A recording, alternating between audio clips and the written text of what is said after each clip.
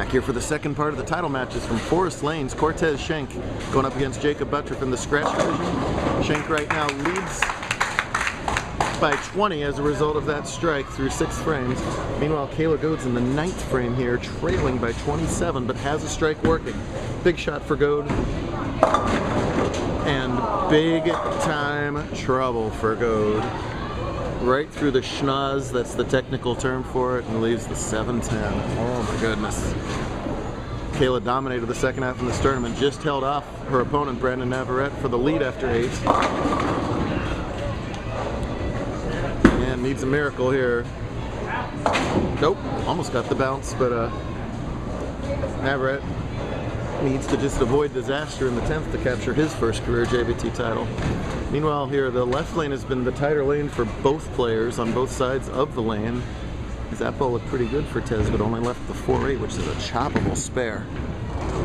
Oh! He missed one earlier on that side, and you got to guard against the chop of the 4-8 and just barely covered it. And it's not going to work out this game for Kayla, which is a shame because she did both fantastically all day long. And the 4-time champ is going to have to suffer a runner-up finish this time.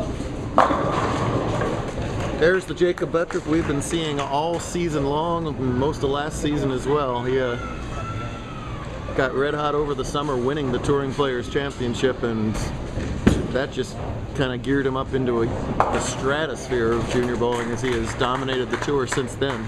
This year it's been Jakob and Ben Canfield in that order, and the roll continues for Jakob. Has to figure out this lane though. That's not gonna get there. Wow, is that lane playing tight down the lane for both players.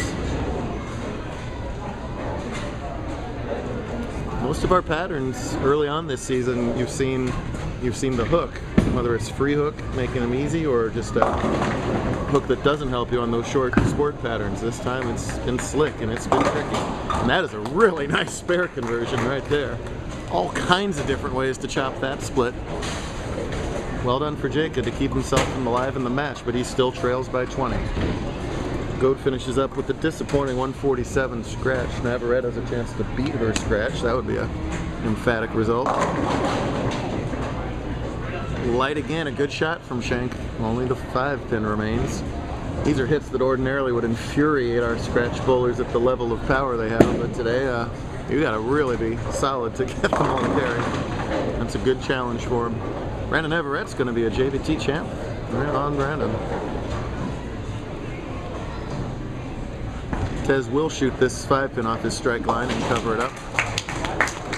So the lead shrinks by 1 with that to 19 pins. Navarette covers up his 6. Well done. He's gonna beat Kayla scratch this game. How about that? Hopefully that's a good sign for his Broncos. I don't really care for either team on Monday night, so go Broncos, go Chargers, whatever. Sorry, Austin, I don't care. Go Tampa. We have to beat Kansas City for crying out loud. Oh no, are you kidding me? That's the lane that's been hooking less on both bowlers. He 4-8'd last time, and this time makes a real nice adjustment, and instead 4-9s. Ouch.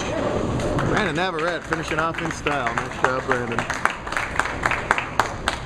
Kayla will seek her revenge against Chelsea over on the Women's Series title match, which is still coming up.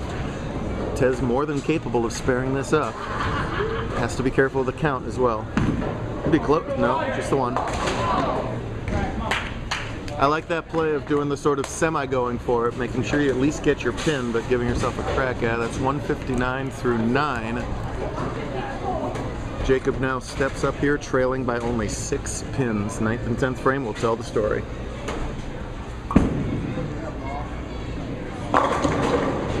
He looks pretty good on that right-hand lane, so that's the necessary strike to set it all up. And through all of this, Butturff still has a chance to shut out Schenck right here. If he strikes in the next 2 balls and gets 7, he's your winner.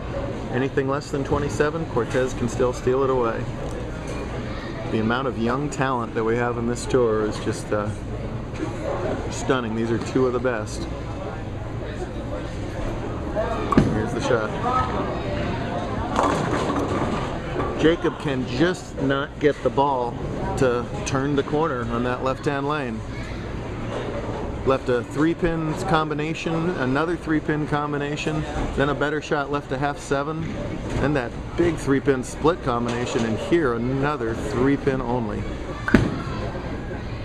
Has to take his time, well, has to not take his time, but has to make the spare, which he does. That forced a mark out of Tez.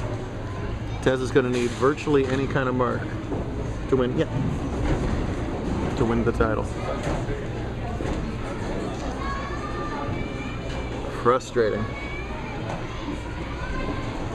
Frustration will be evident on his face, I guarantee it. Might have been even more frustrating had that one carried instead of the solid 7.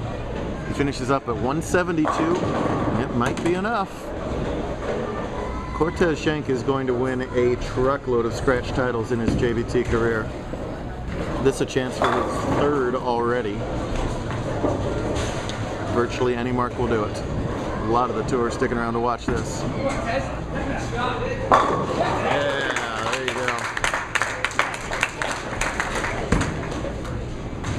Well, as smoking hot as he's been, that's a tough one for Butturff to swallow because he led all 8 rounds, and bowling's a funny sport in many different ways, and that's one of them. Is you can lead all 8, but you got to win one more game at the end in virtually every kind of format. And that left lane got him. Just couldn't get that left lane to strike. Boy. As squirrely as the lanes have been playing, I did not think that 179 was going to be enough to win, but it is. He represents Camp Bakes. That's right. Tez just back from Camp Bakes, and seems about every time we send bowlers there, they send us back champs. Now, win is a win, and there it is, number 6 for Schenck.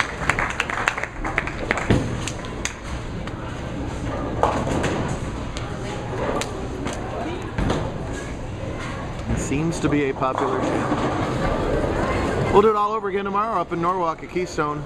There is your winner. You still get to bowl roll team with us. You still don't get to choose dinner, but.